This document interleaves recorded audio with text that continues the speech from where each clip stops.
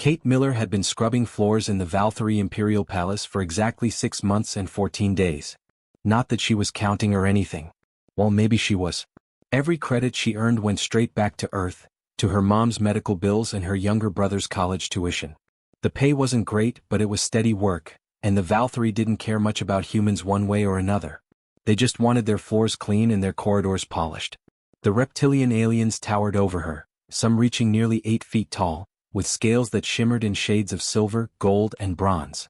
They moved through the palace like living statues, barely glancing at the human maid on her hands and knees. Kate had gotten used to being invisible. It made the work easier, honestly. No awkward conversations.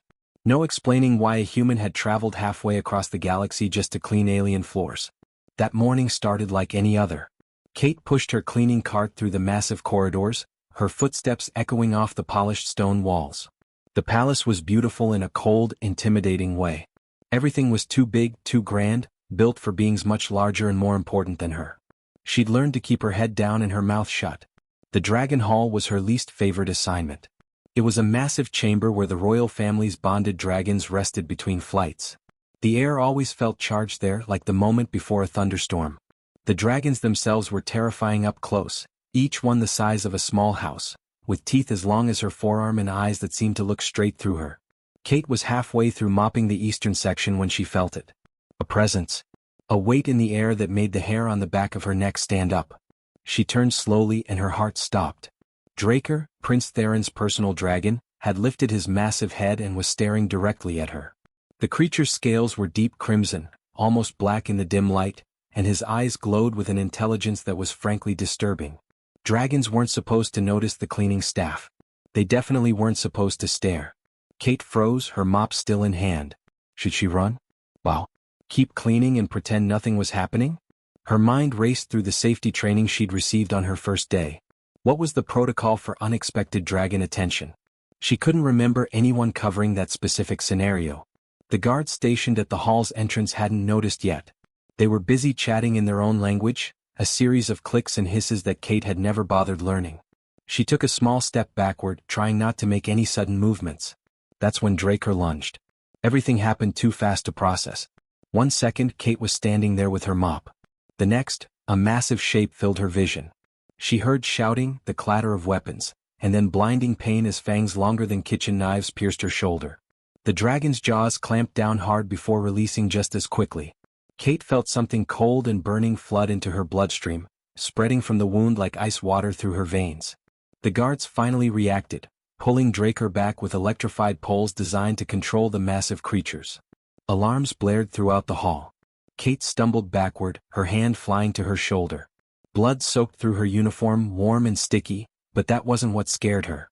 It was the strange coldness spreading through her chest, down her arm, creeping toward her heart.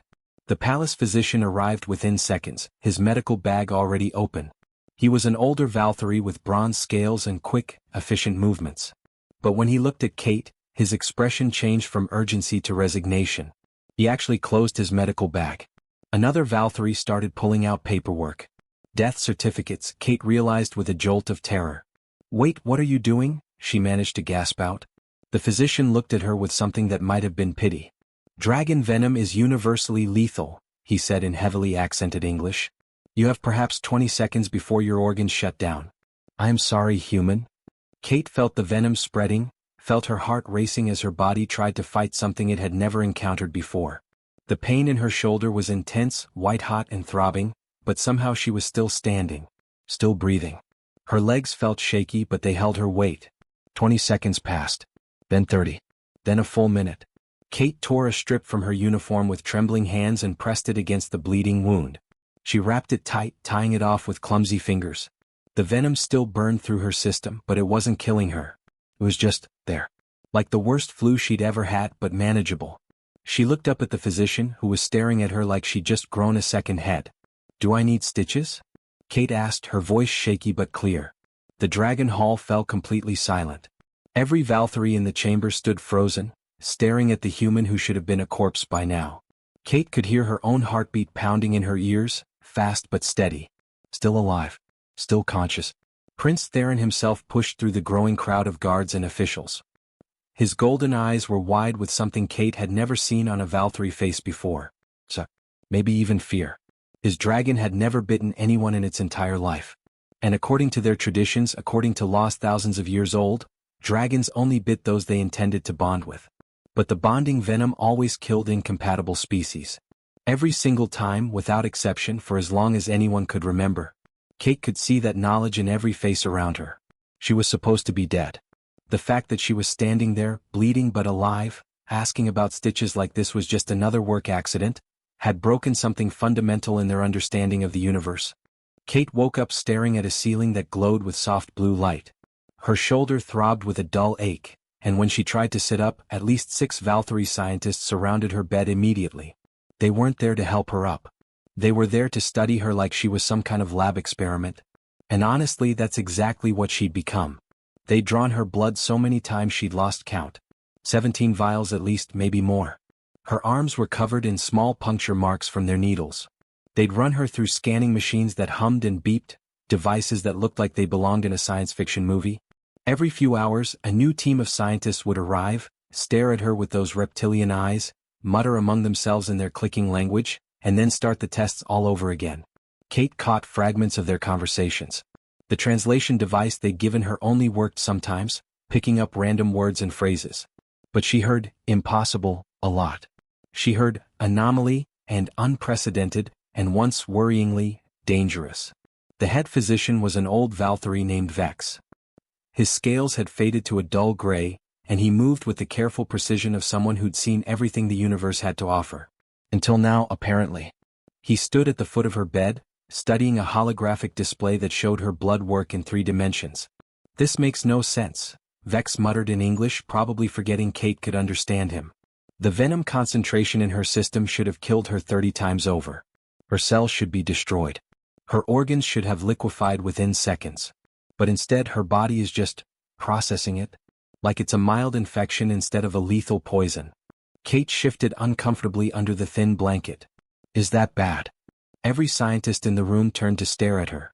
Apparently they'd forgotten she could talk. But something stranger than the blood test was happening, something Kate hadn't told anyone about yet. She was hearing things. Not voices exactly, more like feelings that weren't hers. Emotions that came from somewhere else, somewhere deeper in the palace. When she closed her eyes, she could sense a presence, massive and ancient and curious. It felt like standing near a fire, feeling the warmth without seeing the flames. Draker. She knew it was Draker without knowing how she knew.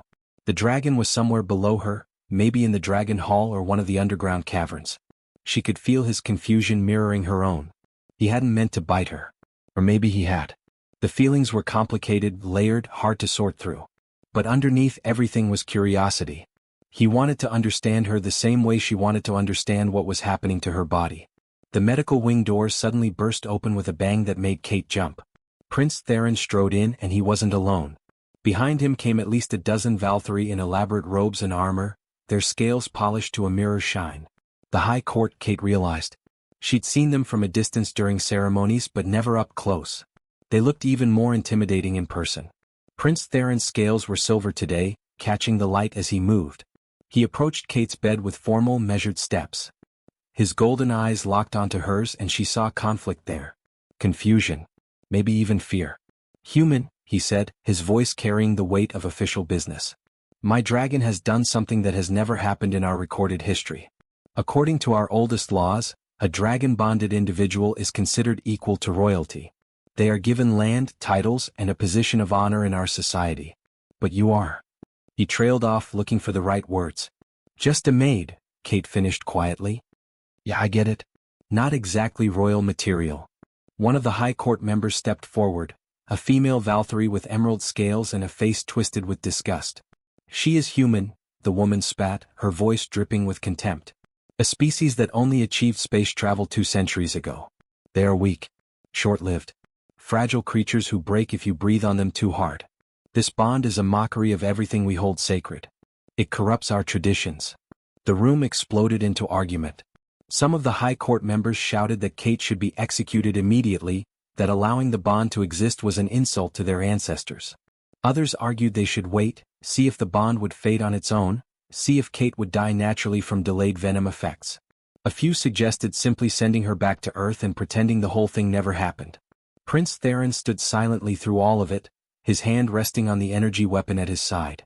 But Kate noticed his eyes kept drifting back to her, studying her face like he was trying to solve a puzzle. The arguing grew louder, more heated. Kate pulled the blanket closer, feeling very small and very human in a room full of 8-foot-tall reptilian aliens who were casually discussing her execution.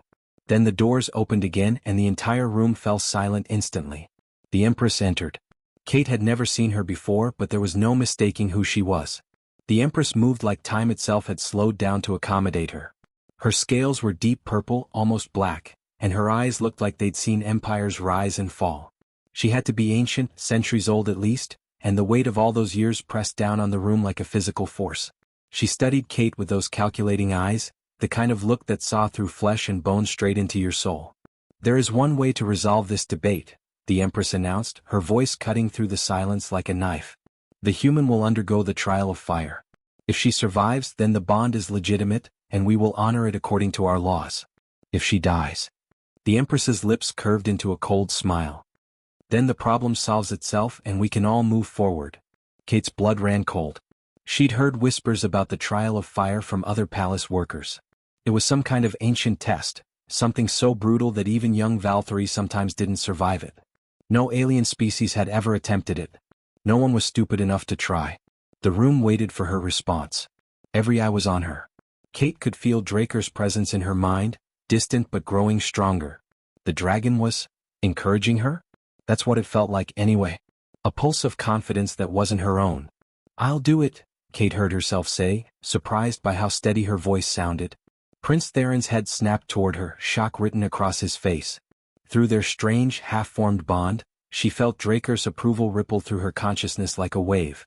She'd just agreed to something that would probably kill her. But somehow, dying in a trial felt better than dying in a medical bed while aliens argued about her fate. At least this way she'd go down fighting. The dragon crucible was buried deep beneath the palace, down flights of stairs that seemed to go on forever. Kate descended with a guard escort, each step taking her closer to what everyone assumed would be her death. The air grew warmer with every level they passed, until sweat started beading on her forehead even though they hadn't reached the chamber yet. When they finally arrived at the entrance, Kate understood why they called it the Crucible. Heat radiated from the sealed doors like standing in front of an open oven, except 1,000 times worse. The metal itself glowed faintly red. She could hear something rumbling on the other side, a deep sound that vibrated through the stone floor. The Empress stood before the assembled high court, her purple scales gleaming in the dim torchlight. Half the palace had shown up to watch, Kate realized. They were expecting a show. They were expecting her to die. 3 days, the Empress announced, her voice echoing through the chamber. 3 days without food or water in the crucible alongside the dragon Draker. If she emerges alive, she will be recognized as dragon-bonded and granted all rights and privileges that come with that status. Kate wore only a thin cotton shirt and pants. She'd asked for protective gear, something to shield her from the heat. The guards had laughed. The Valkyrie didn't need protection in the crucible. Their scales handled temperatures that would turn human skin to ash. If Kate needed special equipment to survive, then she wasn't worthy of the bond. That was their logic anyway. Prince Theron pushed through the crowd and stepped close to her. His voice dropped low enough that only she could hear. "This is suicide," he said, and for the first time since she'd met him, he sounded genuinely concerned. "My people can withstand temperatures that would literally cook your species alive. Our scales are designed for this. Your skin is not. Please, you don't have to do this. We can find another way." Kate met his golden eyes. "I'm already dead if I don't try," she said simply. "Your high court made that pretty clear. It's either this or execution, right? At least this way I have a chance." She paused, then added, "Besides, I don't think Draker would have chosen me if I couldn't survive this." She said it with more confidence than she felt. Truth was, Kate had no idea if she could survive. She just knew she had to try. The massive doors began to open, their hinges groaning under the weight. A wave of heat blasted out, so intense that Kate's skin prickled and burned immediately. The watching Valkyrie stepped back instinctively, even though they could handle it better than she could. Kate's eyes watered from the hot air. Every instinct in her body screamed at her to run the other way. Instead, she walked forward into the crucible before her courage could completely fail her. Draker waited in the center of the chamber, his crimson scales reflecting the orange glow of bubbling magma pools that surrounded him. The dragon's massive form radiated its own heat, like he was a living furnace. The doors sealed behind Kate with a boom that sounded like a death sentence being finalized. The first hour was pure agony. Heat pressed against Kate from every direction. The air itself felt solid, thick and scorching. Each breath burned going down her throat, like inhaling fire. Sweat poured from her body so fast she could feel herself getting dehydrated already. 3 days without water. In this heat. She'd be dead by tomorrow. Kate stumbled forward, her legs shaky. The stone floor burned through her thin shoes. She made it halfway to Draker before she had to stop, gasping for air that felt like it was cooking her lungs. This was impossible. Humans weren't built for this. What had she been thinking? Then something changed. Through the bond, that strange connection she'd been feeling since the bite, Draker reached out to her. Not with words. With something deeper. He showed her how he saw the chamber, how he experienced it. To Kate's human eyes, it was just a hellish room filled with unbearable heat. But through Draker's senses she felt something different. Thermal currents. Air moving in patterns she couldn't see but could suddenly feel. Hot spots and cooler pockets. Invisible rivers of heat flowing around the chamber like water in a stream.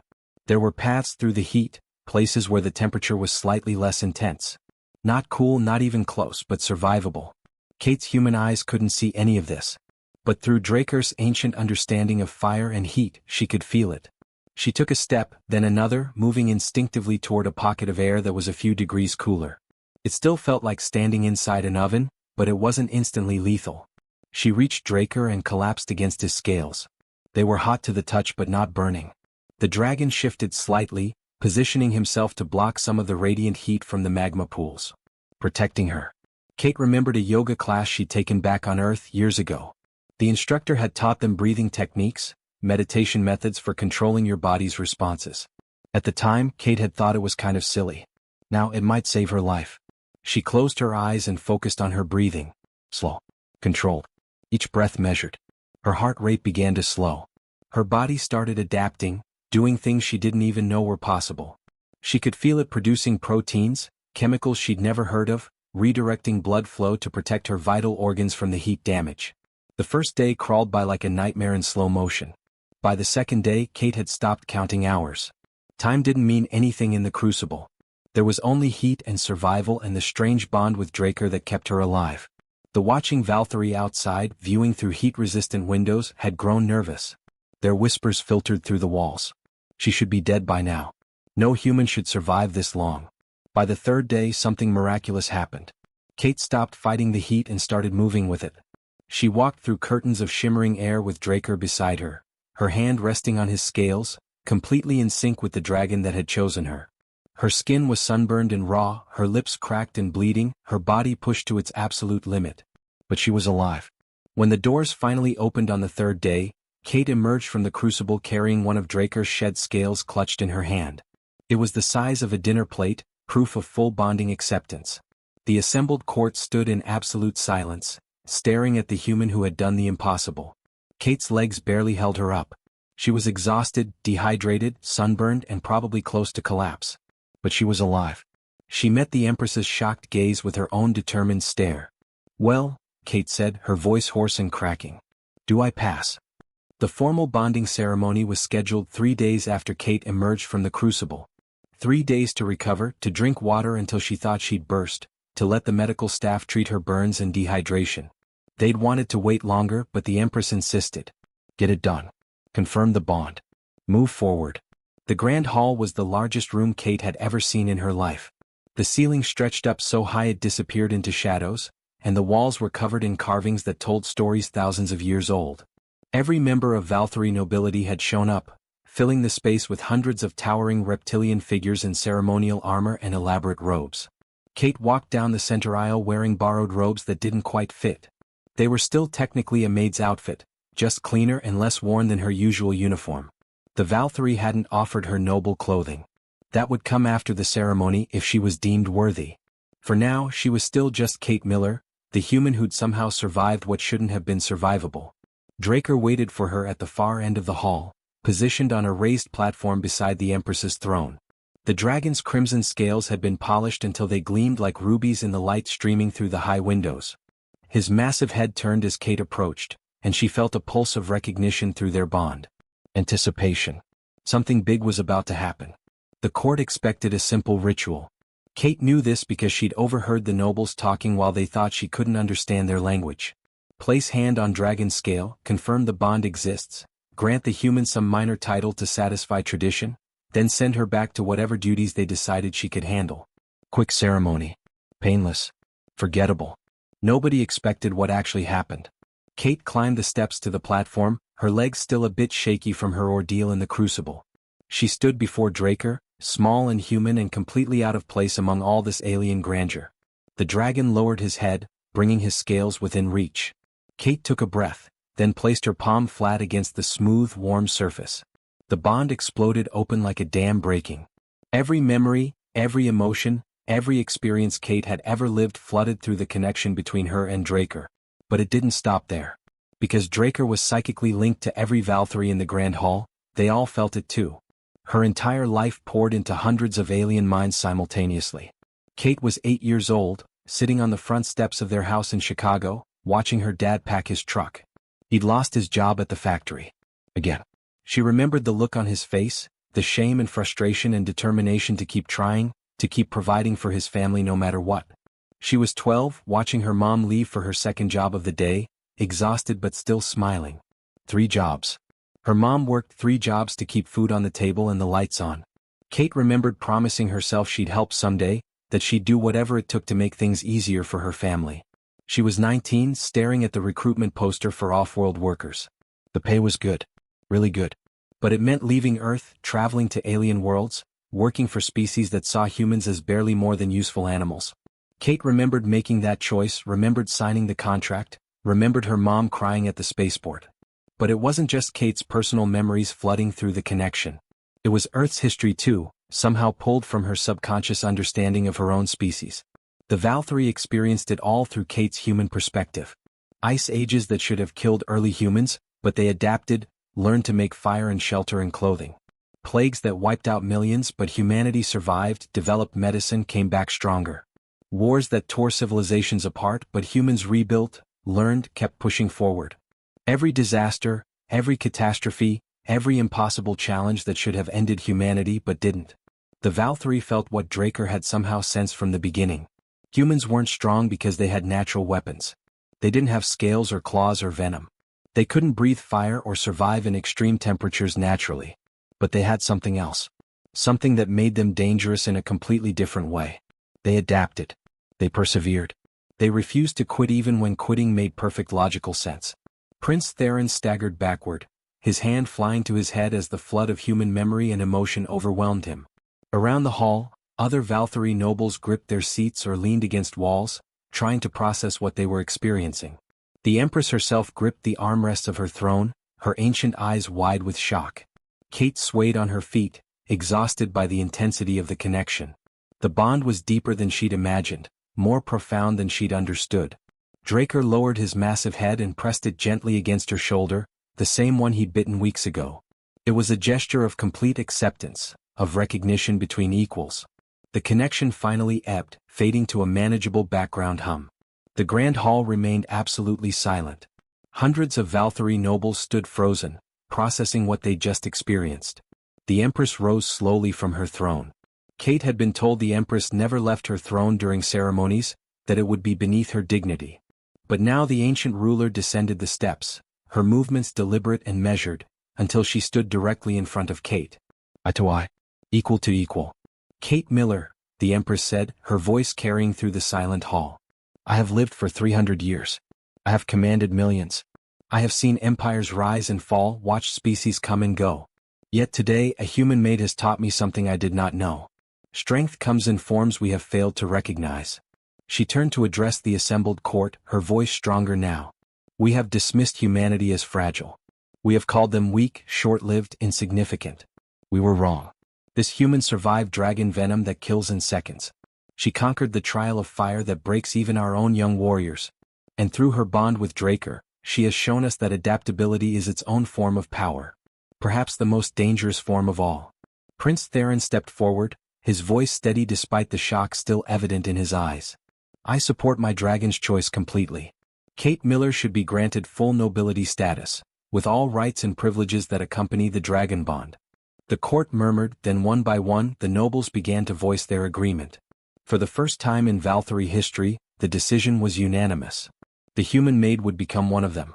Kate stood there, barely believing what was happening, while Draker's approval rumbled through their bond like distant thunder. When the Empress offered Kate the title of Lady Miller, along with a private wing in the palace and enough wealth to retire comfortably for the rest of her life, Kate surprised everyone by turning it down. The entire high court stared at her like she'd grown a second head. Valkyrie nobles spent centuries trying to gain titles and positions. This human had just been handed everything on a silver platter, and she was refusing it. "I don't want the title," Kate said firmly. "And I don't need palace chambers or fancy robes. What I want is permission to establish an exchange program between humans and Valkyrie. A real one. Where both species can learn from each other." The silence that followed was deafening. The Empress leaned forward on her throne, her ancient eyes narrowing. "You would refuse wealth and power for a cultural program?" "Yes," Kate said simply. "Because that's what will actually matter in the long run." A week later, Kate found herself walking through the Dragon Hall with Prince Theron. Not as maid and prince anymore, but as equals. It felt surreal. Just months ago, she'd been scrubbing these same floors on her hands and knees, invisible to everyone around her. Now she walked beside royalty, discussing policy and programs that would affect two entire species. "I still don't understand," Theron admitted, his scales shifting color slightly in what Kate had learned was a sign of confusion. "You could have anything you wanted. Wealth, power, influence. Why ask for something that benefits your entire species instead of just yourself?" Kate smiled. "Because that's what humans do. We lift each other up. We share what we learn. One person surviving your trial doesn't prove humanity deserves respect. Anyone could call that a fluke, a lucky accident. But teaching your people about us and learning about you in return? That changes everything. That builds understanding. That creates real connections." She paused beside one of the massive windows overlooking the city below. "Besides, what good is wealth and power if my species is still seen as weak and inferior? I'd rather be poor and have humans treated as equals than be rich and watch my people get dismissed and disrespected." Theron studied her for a long moment. Through Draker's bond, she felt a wave of profound respect from the dragon, and by extension from the prince. "Your species is remarkable," he said quietly. "We didn't see it before. We were fools." Word spread across the galaxy with shocking speed. Faster than Kate had expected. News traveled on trade routes, through diplomatic channels, across communication networks that connected hundreds of worlds. A human had survived Valkyrie dragon venom. A human had passed the trial of fire. A human had bonded with one of the ancient dragons and been granted noble status. Suddenly, humanity wasn't that weak little species that barely had any colonies outside their own solar system. They were survivors. Adapters. The species that refused to die no matter what you threw at them. Other civilizations started paying attention. Started asking questions. Started wondering what else they'd missed about these strange, resilient creatures from Earth. The Valkyrie sent their first official diplomatic mission to Earth within a month of Kate's bonding ceremony. Real diplomats, not just the minor officials they'd sent before. The Empress herself signed the trade agreements. Cultural exchange programs were established at universities across both worlds.